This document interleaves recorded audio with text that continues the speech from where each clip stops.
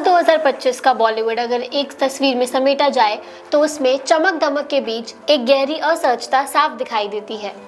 यह वह साल रहा जब मुख्य धारा की हिंदी सिनेमा ने बार बार उन्हीं सुरक्षित आजमाए हुए फॉर्मूला का सहारा लिया, जिनमें आक्रामक मर्दानगी, हिंसा को जायज ठहराने वाले नायक और हाशिए पर धकेली गई या चुप कर दी गई महिला पात्र प्रमुख रही। बड़े सितारों, भारी बजट और आक्रामक प्रचार के बावजूद रचनात्मक स्तर पर यह साल ठहराव और दोहराव का प्रतीक बनकर सामने आया। साल की शुरुआत से ही यह रुझान स्पष्ट हो गया था। कई फिल्मों में ऐसे पुरुष किरदार केंद्र में रहे जो या तो हिंसा से अपनी पहचान करते या फिर अपनी असफलताओं और कुंठाओं को ताकत के प्रदर्शन से ढकने की कोशिश करते। इन कहानियों में महिलाओं की भूमिका अक्सर सहनशील, मौन या केवल कथानक को आगे बढ़ाने वाले उपकरण तक सीमित रही। कहीं वे प्रेमिका थी जिन्हें अस्वीकार करने की सजा भुगतनी पड़ी, तो कहीं पत्नी या साथी जिनकी भावनाओं और इच्छाओं को पूरी तरह नजरअंदाज किया गया। यह पैटर्न अलग अलग फिल्मों में अलग रूपों में दोहराया गया, लेकिन उसका मूल स्तर एक जैसा ही रहा। जासूसी, राष्ट्रवाद और एक्शन के नाम पर बनी कई फिल्मों में अति पुरुषवादी छवियों को महिमा मंडित किया गया।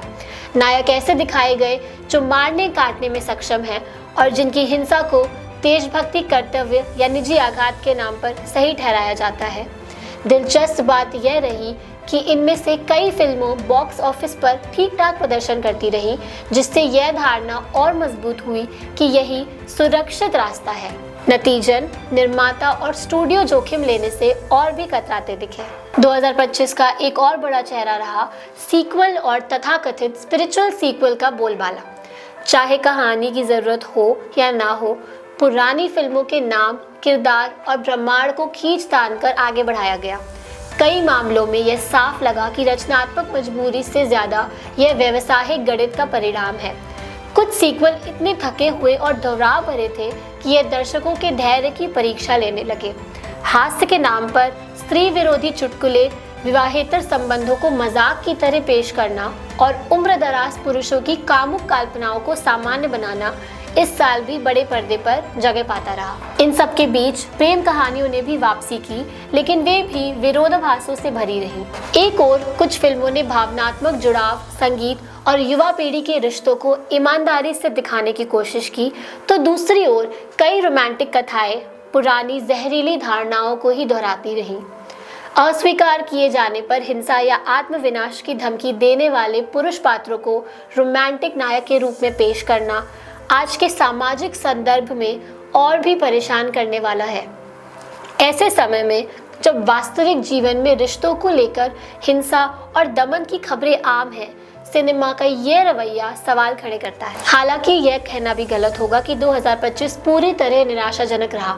इसी साल कुछ ऐसी फिल्में भी आई जिन्होंने सीमित संसाधनों और कम स्क्रीन के बावजूद अपनी अलग पहचान बनाई। इन फिल्मों ने या तो संवेदनशील सामाजिक मुद्दों को उठाया या फिर हाशिए के किरदारों और कहानियों को केंद्र में रखा। भाषा, जाति, वर्ग और लैंगिक असमानता जैसी विषयों का ईमानदारी से हिंदी सिनेमा में अब भी रचनात्मक संभावना मौजूद है।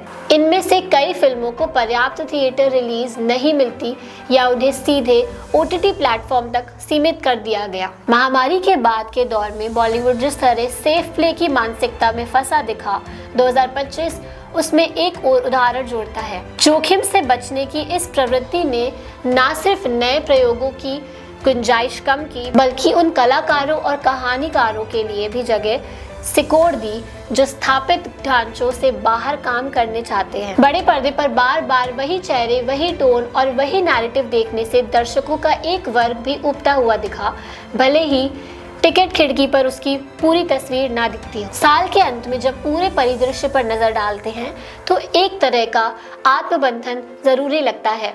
क्या हिंदी सिनेमा वाकई में दर्शकों को इतना एक रूप मानकर चल रहा है कि वह नई आवाजों और दृष्टिकोणों को मौका देने से डरता है? क्या महिलाओं, क्वेयर समुदाय और हाशिए पर मौजूद समूह की कहानियां केवल निश मानी जाएंगी या उन्हें भी मुख्य धारा में जगह मिलेगी? और क्या मर्दानगी की एक ही आक्रामक परिभाषा को बार बार दोहराना ही व्यवसायिक सफलता की कुंजी है? उम्मीद यह की जा सकती है कि 2026 में यह सोच बदले।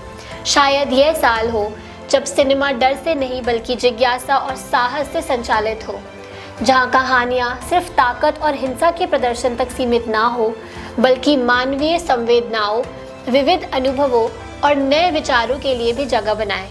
2025 ने भले ही कई निराशाएं दी हो, लेकिन उसी के भीतर मौजूद कुछ उजली झलकियां यह भरोसा देती हैं कि बदलाव की संभावना अब भी बाकी है। ऐसी और भी लेटेस्ट अपडेट्स के लिए देखते रहें द पेज 19।